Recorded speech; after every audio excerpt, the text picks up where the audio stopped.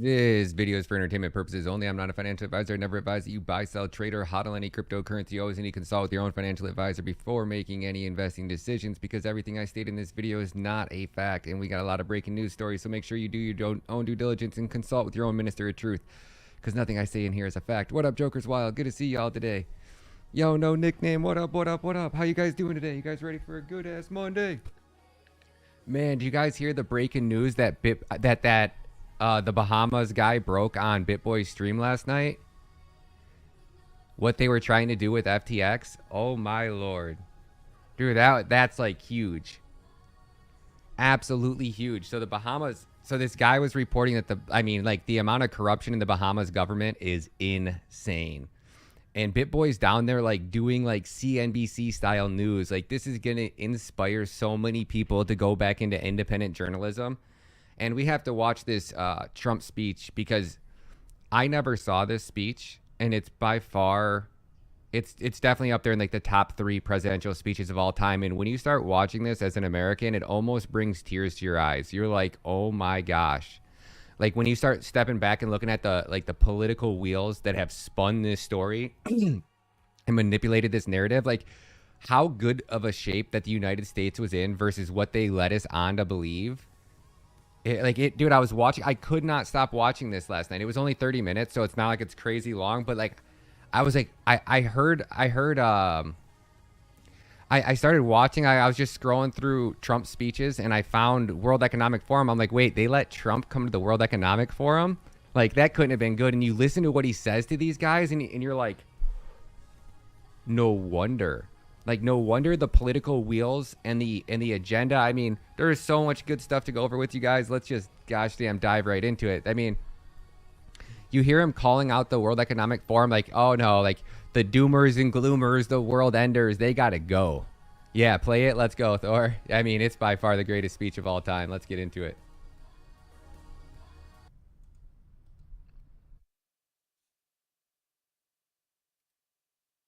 Gonna make you cry if you're in the United States, guys. I swear.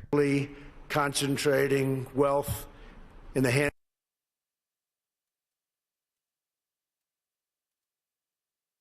The stage very special here in Davos. Congratulations on your 50th year hosting the annual meeting of the World Economic Forum, a truly amazing achievement. It's an honor to address the distinguished members of this organization for the second time as president. When I spoke at this forum 2 years ago, I told you that we had launched the great American comeback.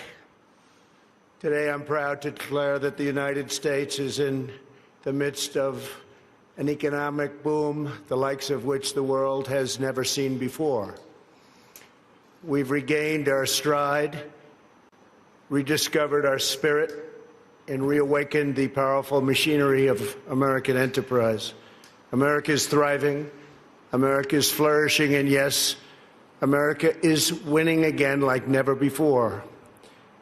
Just last week alone, the United States concluded 2 extraordinary trade deals: the agreement with China and the United States Mexico-Canada agreement, the 2 biggest trade deals ever made.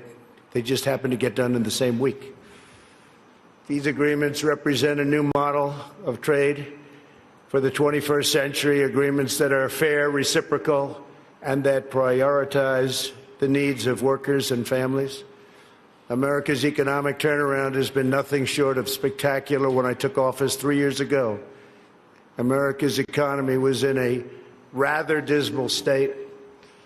Under the previous administration, nearly 200,000 manufacturing jobs had vanished. Wages were flat or falling. Almost 5 million more Americans had left the labor force than had gotten jobs, and more than 10 million people had been added to the food stamp rolls. The experts predicted a decade of very, very slow growth, or maybe even negative growth, high unemployment and a dwindling workforce, and very much a shrinking middle class. Millions of hardworking, ordinary citizens felt neglected, betrayed, forgotten. They were rapidly losing faith in the system. Before my presidency began, the outlook for many nations was bleak. Top economists warned of a protracted worldwide recession. The World Bank lowered its projections for global growth to a number that nobody wanted to even think about. Pessimism had taken root deep in the minds of leading thinkers, business leaders, and policymakers. Yet despite all of the cynics, I had never been more confident in America's future. I knew we were on the verge of a profound economic resurgence if we did things right, one that would generate a historic wave of investment, wage growth, and job creation. I knew that if we unleashed the potential of our people, if we cut taxes, slashed regulations, and we did that at a level that's never been done before in the history of our country in a short period of time, fixed broken trade deals, and fully tapped American energy, that prosperity would come thundering back at a record speed. And that is exactly what we did, and that is exactly what happened. Since my election, America has gained over 7 million jobs, a number unthinkable. I wouldn't say it, I wouldn't talk about it, but that was a number that I had in mind. The projection was 2 million, we did 7, more than 3 times the government's own projections. The unemployment rate is now less than 3.5%, and at 3.5%, that's a number that is the lowest in more than 50 years. The average unemployment rate from my administration is the lowest for any U.S. president in recorded history. We started off with a reasonably high rate. For the first time in decades, we are no longer simply concentrating wealth in the hands of a few. We're concentrating and creating the most inclusive economy ever to exist. We are lifting up Americans of every race, color, religion, and creed. Unemployment rates among African Americans, Hispanic Americans, and Asian Americans have all reached record lows. African American youth unemployment has reached the lowest it's ever been in the history of our country. African American poverty has plummeted to the lowest rate ever recorded. The unemployment rate for women reached the lowest level since 1953, and women now comprise a majority of the American workforce. That's for the first time. The unemployment rate for veterans has dropped to a record low. The unemployment rate for disabled Americans has reached an all-time record low. Workers without a high school diploma have achieved the lowest unemployment rate recorded in U.S. history. Wages are rising across the board, and those at the bottom of the income ladder are enjoying the percentage by far largest gains. Workers' wages are now growing faster than management wages. Earnings growth for the bottom 10% is outpacing the top 10%, something that has not happened. Paychecks for high school graduates are rising faster than for college graduates. Young Americans just entering the workforce are also sharing in America's extraordinary prosperity. Since I took office, more than 2 million millennials have gotten jobs, and their wages have grown by nearly 5% annually, a number that was unthinkable. Nobody would have ever thought it was possible 3 years ago. A record number of Americans between the ages of 25 and 34 are now working. In the 8 years before I took office, over 300,000 working-age people left the workforce. In just 3 years in my administration, 3.5 million people have joined the workforce. 10 million people have been lifted off welfare in less than 3 years. Celebrating the dignity of work is a fundamental pillar of our agenda. This is a blue-collar boom. Since my election, the net worth of the bottom half of wage earners has increased by plus 47%, 3 times faster than the increase for the top 1%. Real median household income is at the highest level ever recorded. The American dream is back, bigger, better, and stronger than ever before. No one is benefiting more than America's middle class. We have created 1.2 million manufacturing and construction jobs, a number also unthinkable. After losing 60,000 factories under the previous two administrations, hard to believe when you hear 60,000 factories. America has now gained, in a very short period of time, 12,000 new factories under my administration, and the number is going up rapidly. We'll be beating the 60,000 number that we lost, except these will be bigger, newer, and the latest. Years of economic stagnation have given way to a roaring geyser of opportunity. U.S. stock markets have soared by more than 50% since my election, adding more than $19 trillion to household wealth and boosting 401ks, pensions, and college savings accounts for millions of hardworking families. And these great numbers are many things, and it's despite the fact that the Fed has raised rates too fast and lowered them too slowly. And even now, as the United States is by far the strongest economic power in the world, it's not even close. It was going to be close, but a lot of good things happened to us and some not so good things happened to certain other places. They're forced to compete, and we compete with nations that are getting negative rates, something very new, meaning they get paid to borrow money, something that I could get used to very quickly. Love that. Got to pay back your loan? Oh, how much am I getting? Nevertheless, we still have the best numbers that we've had in so many different areas. It's a conservative approach, and we have a tremendous upside potential when all of the trade deals and the massive deregulation starts kicking in, which will be during this year, especially toward the end of the year. Those trade deals are starting to kick in already. The regulations are kicking in right now. And I see such tremendous potential for the future. We have not even started because the numbers we're talking about are massive. The time for skepticism is over. People are flowing back into our country. Companies are coming back into our country. Many of you who I know are coming back in with your plants and your factories. Thank you very much. America's newfound prosperity is undeniable, unprecedented, and unmatched anywhere in the world. America achieved this stunning turnaround not by making minor changes to a handful of policies, but by adopting a whole new approach centered entirely on the well-being of the American worker. Every decision we make on taxes, trade, regulation, energy, immigration, education, and more is focused on improving the lives of everyday Americans. We are determined to create the highest standard of living that anyone can imagine. And right now, that's what we're doing for our workers, the highest in the world. And we're determined to ensure that the working and middle class reap the largest gains.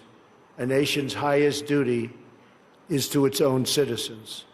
Honoring this truth is the only way to build faith and confidence in the market system. Only when governments put their own citizens first will people be fully invested in their national futures. In the United States, we are building an economy that works for everyone, restoring the bonds of love and loyalty that unite citizens and powers nations. Today, I hold up the American model as an example to the world of a working system of free enterprise that will produce the most benefits for the most people in the 21st century and beyond. A pro-worker, pro-citizen, pro-family agenda demonstrates how a nation can thrive when its communities, its companies, its government, and its people work together for the good of the whole nation. As part of this new vision, we passed the largest package of tax cuts and reforms in American history. We doubled the child tax credit, benefiting 40 million American families, and lifting 650,000 single mothers and their 1 million children out of poverty, and out of poverty quickly. We passed the first ever tax credit for employers who provide paid paternal leave for employees earning $72,000 or less annually, and passed paid family leave for government employees as a model for the country. We made child care much more affordable and reduced or eliminated child care wait lists all across the nation. Our child care reforms are supporting working parents and ensuring their children have access to high-quality care and education, all of which they very much deserve. We lowered our business tax from the highest in the developed world down to one that's not only competitive, but one of the lower taxes.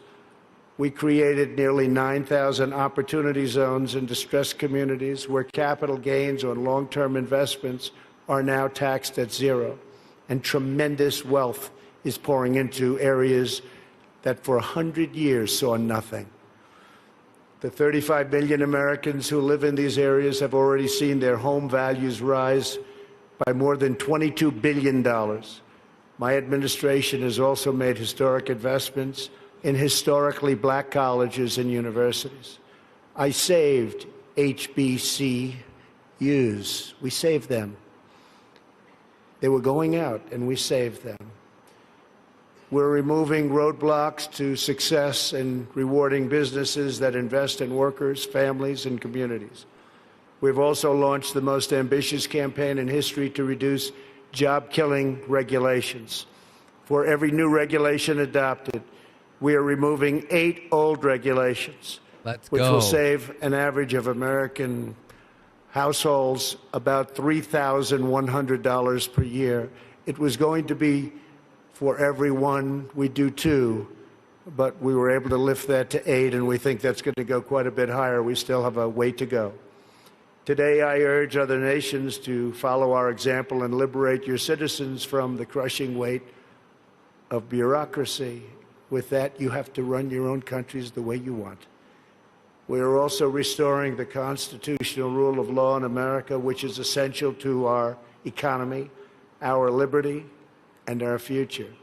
And that's why we've appointed over 190 federal judges, a record, to interpret the law as written. 190 federal judges, think of that, and 2 Supreme Court judges.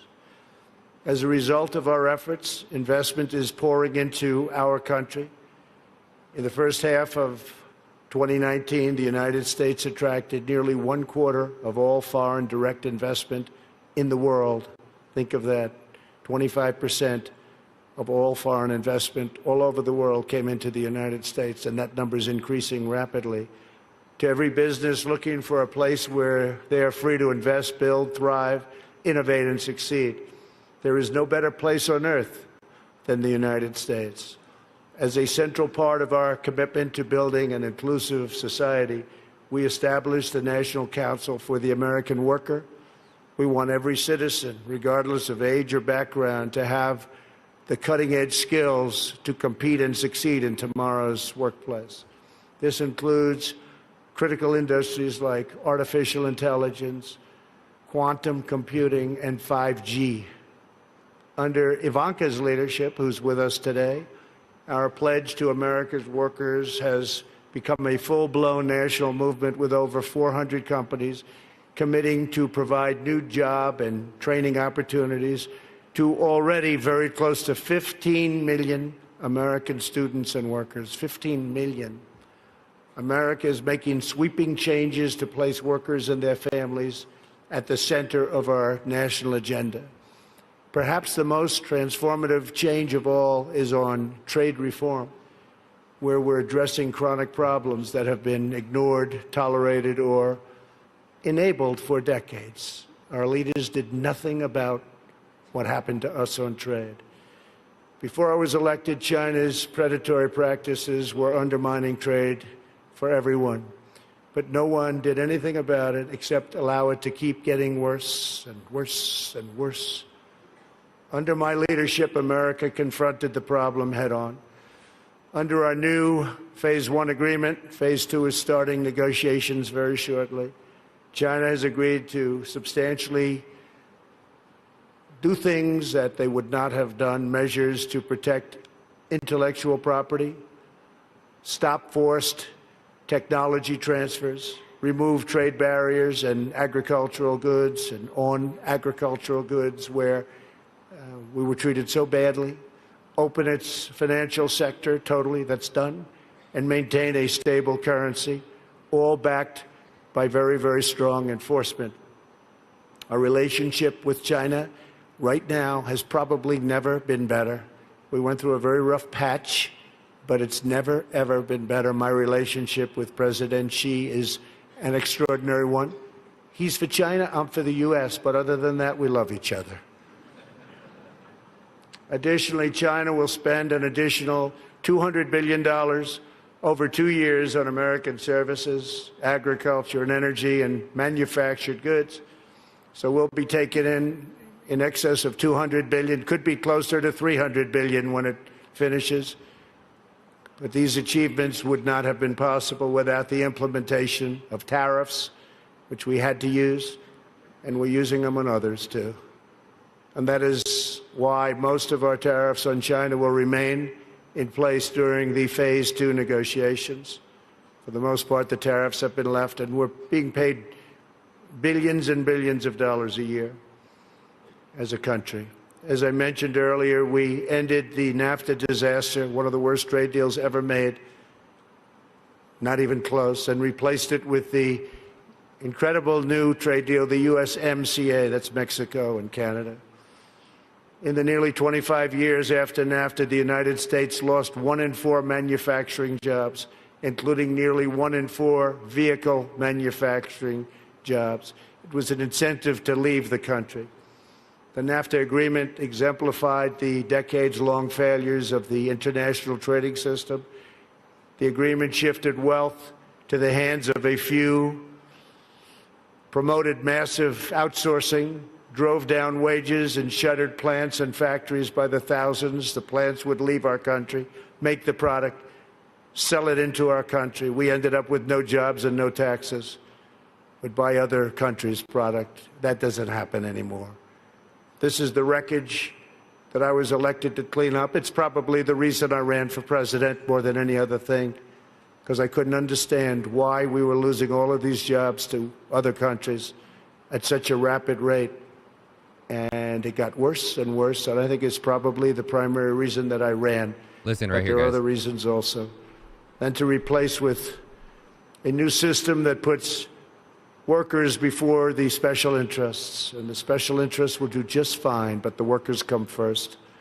Our brand new USMCA is the result of the broadest coalition ever assembled for a trade agreement.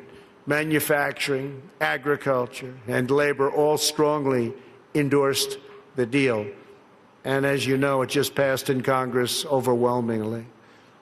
It shows how to solve the 21st century challenge we all face, protecting intellectual property, expanding digital trade, reshoring lost jobs, and ensuring rising wages and living standards. The United States has also concluded a great new trade deal with Japan, approximately $40 billion, and completely renegotiated our deal with South Korea. We're also negotiating many other transactions with many other countries. And we look forward to negotiating a tremendous new deal with the United Kingdom. Have a wonderful new prime minister, wants very much to make a deal, as they say. To protect our security and our economy, we are also boldly embracing American energy independence.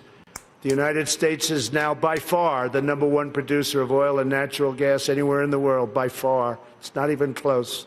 While many European countries struggle with crippling energy costs, the American energy revolution is saving American families $2,500 every year in lowering electric bills, and numbers that people said couldn't happen.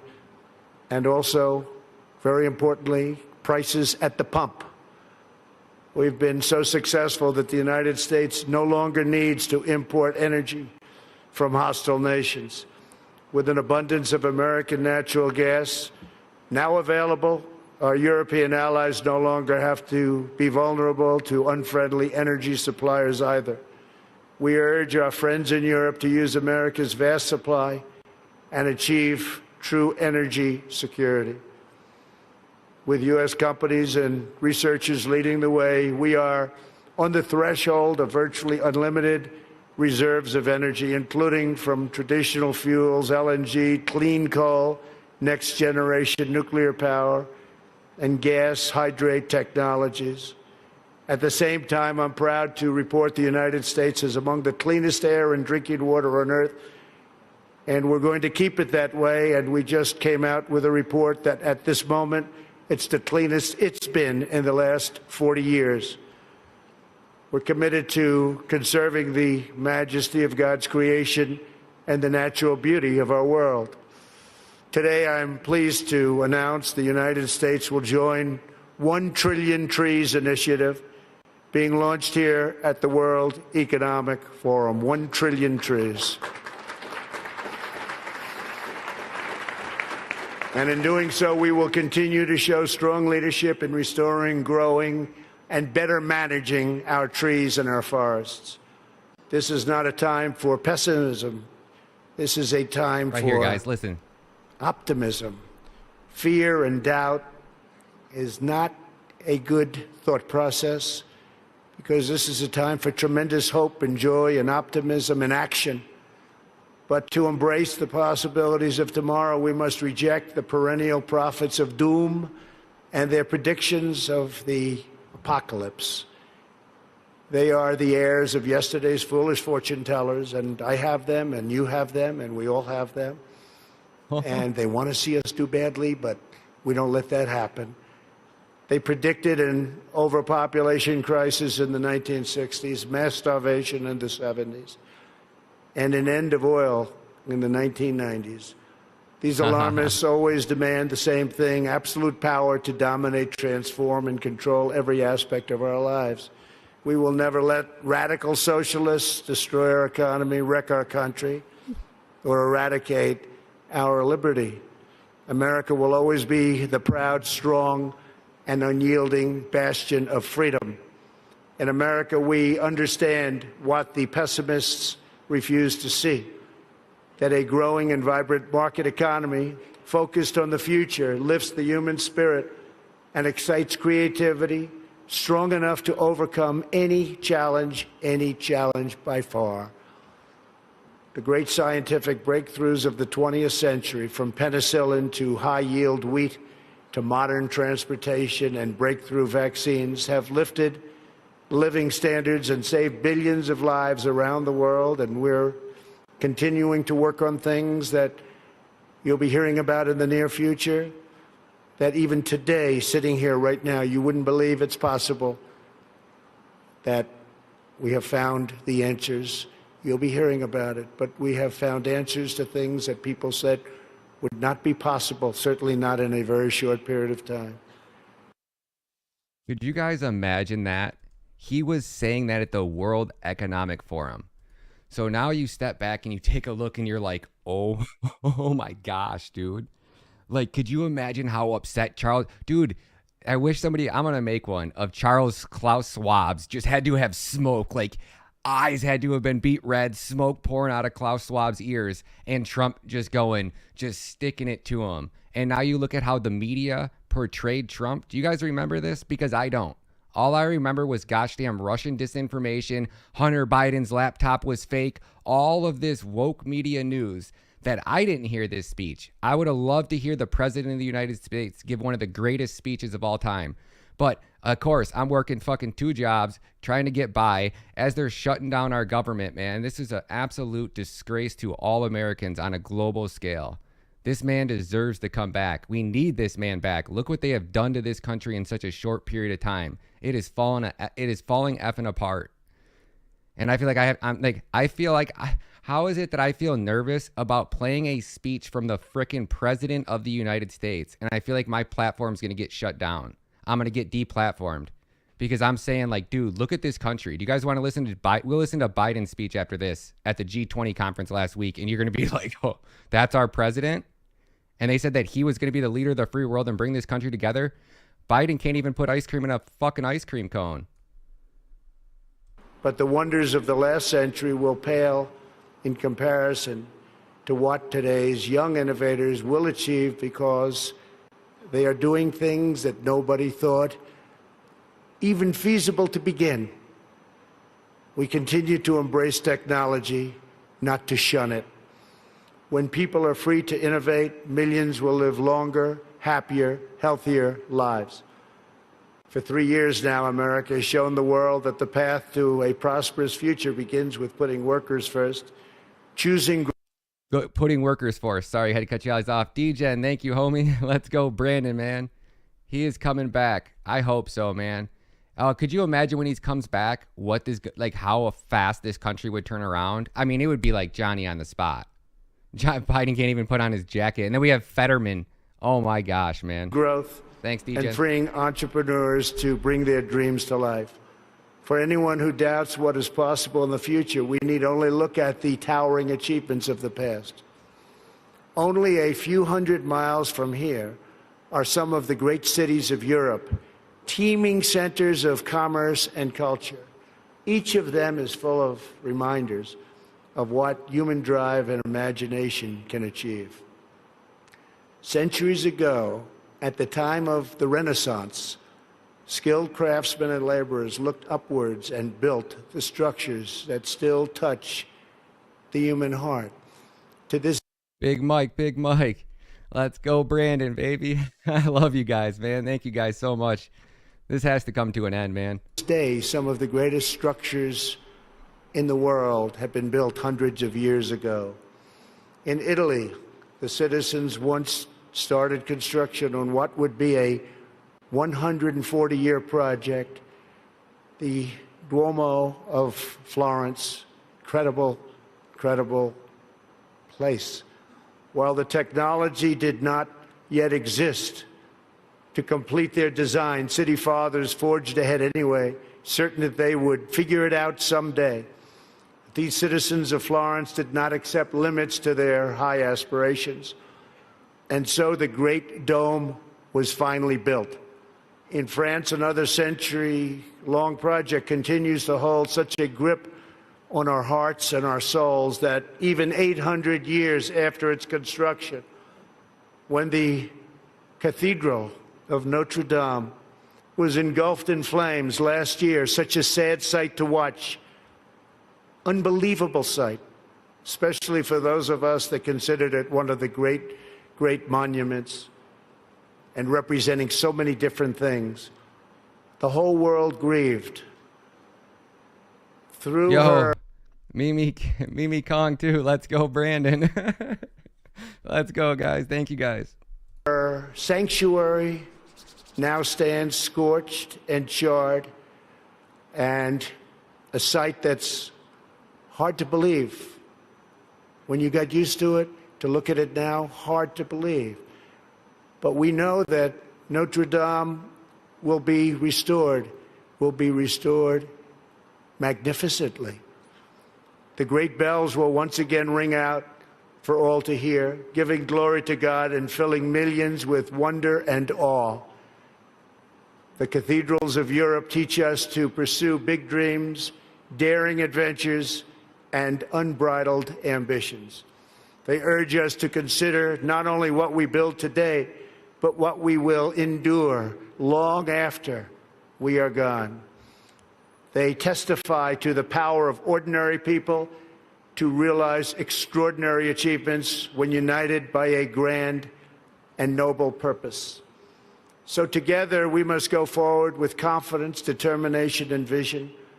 We must not be timid or meek or fearful, but instead we must boldly seize the day and embrace the moment.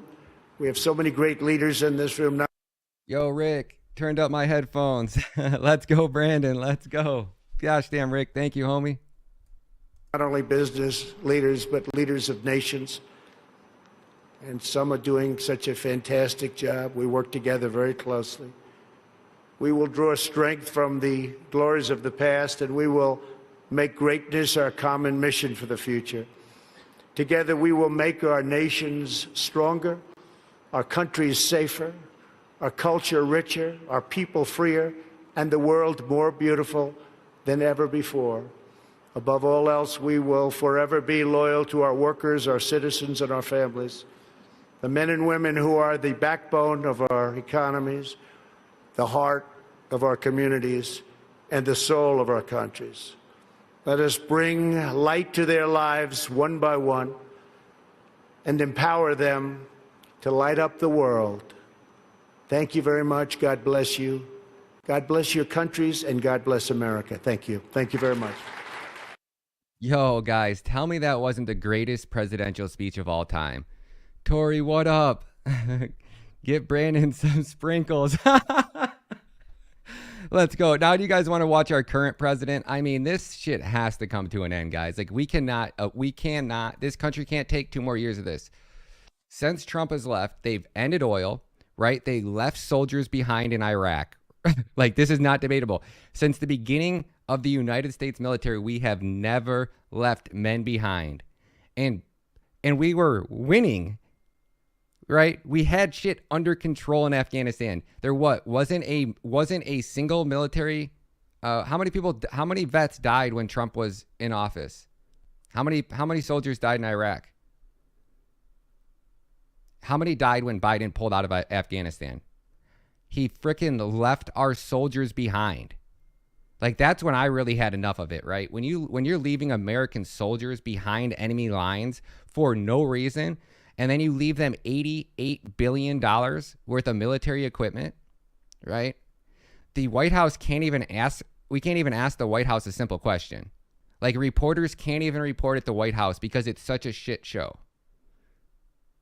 Dude, Hillary was supposed to be in office right now. That's the scary part about all this. Oh my gosh.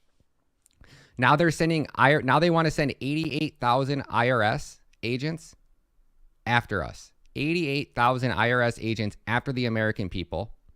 We are now buying oil from Saudi Arabia. We're begging for it.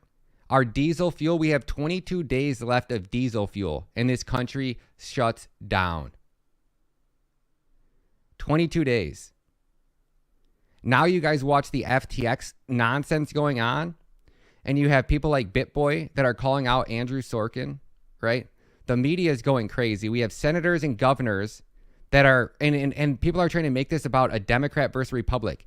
The fact that the Democrats are not standing up and sticking up for the people, this country is going to crap, man, and it's bull crap. Let's just listen to Biden at the G20 conference to remind you of you guys just heard the greatest president speech of all time. Now let's hear our current presidential speech. I told myself I wasn't going to get worked up today, but I'm getting pissed, man. This is unacceptable, man. Unacceptable. Let me start with a few words about the recent elections.